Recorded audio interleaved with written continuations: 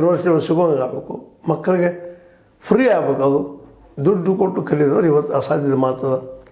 ಯಾಕಂದ್ರೆ ಮಾರ್ಕೆಟ್ ತುಲ್ಟದ. ಈ ದೇಶದ 90% ಜನ ಎಲ್ಲ ಇನ್ನೂ ಅಸಂಘಟಿತ ಕಾರ್ಮಿಕರು ಮಕ್ಕಳಿದ್ದಾರೆ. ಅಲ್ಲೇ ಸರ್ಕಾರಿ ಏನು ಸ್ಕೂಲ್ಗಳಿದ್ದಾವೆ ಒಳ್ಳೆಯ ಶಿಕ್ಷಣ, ಗುಣಮಟ್ಟ ಶಿಕ್ಷಣ ದೊರೀತಾ ಇಲ್ಲ ಅನ್ನೋದು ಭಾಳಷ್ಟು ಆರೋಪಗಳು ಕೇಳಿ ಬರ್ತಾಯಿದ್ದಾವೆ.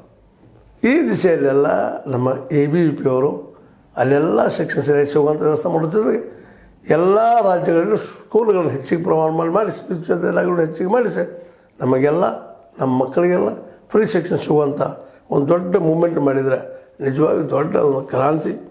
ಆ ದಿಶೆಯಲ್ಲೇ ನಮ್ಮ ABVP ಅವರು ಮಾಡಿ ಅಷ್ಟೇ ಅಲ್ಲ, ಎಲ್ಲರೂ ಶಿಕ್ಷಣ ಸಿಗುವಂಗೆ ಮಾಡಿದರೆ ನಿಶ್ಚಿತವಾಗಿ ನಮ್ಮ ದೇಶ ಅಭಿವೃದ್ಧಿ ಆಗ್ತದೆ.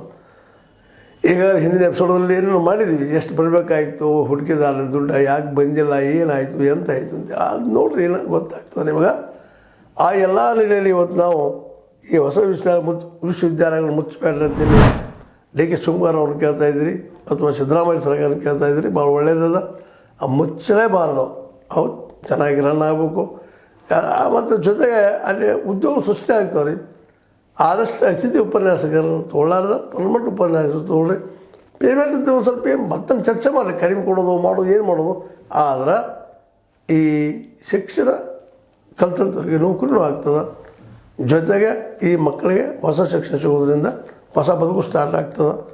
ಈ ದಿಶೆಯಲ್ಲೇ ABVP ಕೈಗೊಂಡಂತಹ ಈ ಮೂಮೆಂಟ್, ಹೊಸ ವಿಶ್ವವಿದ್ಯಾಲಯ ಮುಚ್ಚಬೇಡ ಅನ್ನುವಂಥ ಮೂಮೆಂಟ್, ಮತ್ತು ಪ್ರತಿಯೊಬ್ಬ ಶಾಸಕರ ಮನೆಯಾದರೂ, ಪ್ರತಿಯೊಬ್ಬ ಈ ಉಸ್ತುವಾರಿ ಆಗಿರ್ಬೋದು, ಮಂತ್ರಿಗಳಾಗಿರ್ಬೋದು, ಇವ್ರ ಮನೆ ಎದುರು ಧರಣಿ ನಡೆಸುವಂಥ ಒಂದು ಹೊಸ ಯೋಜನೆ ಹಾಕ್ಕೊಂಡಿದ್ದು ABVP ಸರಿಯಾದ ಕಾರ್ಯಕರ್ತರದು.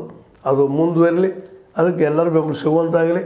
ಮತ್ತು ಶಿಕ್ಷಣ ನಿಜವಾಗಿಯೂ ಎಲ್ಲರಿಗೂ ದೊರೀತಾರೆ. ಅದಕ್ಕಿಂತ ಸಂತೋಷ ಪಡೋ ವಿಷಯ ಯಾವ್ದು ಹೇಳ್ರಿ ಅಂತ ಹೇಳ್ತಾ, ಇದು ನಿಮ್ಗೆ ಲೈಕ್ ಆಗಿರ್ಬೋದು, ಲೈಕ್ ಮಾಡಿ, ಶೇರ್ ಮಾಡಿ, ಕಮೆಂಟ್ ಮಾಡಿ, ಜೊತೆಗೆ ಸಬ್ಸ್ಕ್ರೈಬ್ ಆಗೋದು ನಿಲ್ಲಿಸ್ಕೋಬೇಡ್ರಿ. S16 ನ್ಯೂಸ್, ಇದು ಸತ್ಯದ ಕೈಗೆಲ್ಲರಿಗೆ ವಂದನೆಗಳು.